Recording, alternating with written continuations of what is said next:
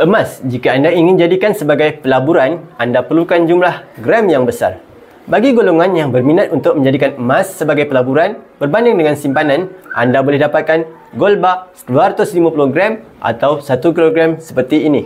Ini kerana spread value untuk dua item ini adalah 6% saja dan gold premium lebih murah per gram berbanding item yang lebih kecil. Mari kita lihat keuntungan 1 kilogram emas ini dalam masa 9 bulan. Pada Januari 2025, harga emas 1 kilogram adalah sekitar RM409,000.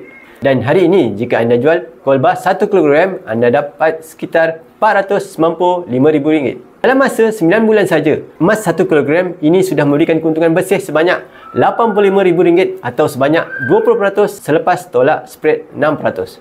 Jadi, bagi sesiapa yang ingin memaksimumkan keuntungan dalam simpanan emas, anda boleh dapatkan item yang lebih besar seperti gold bar 250 gram dan 1 kilogram.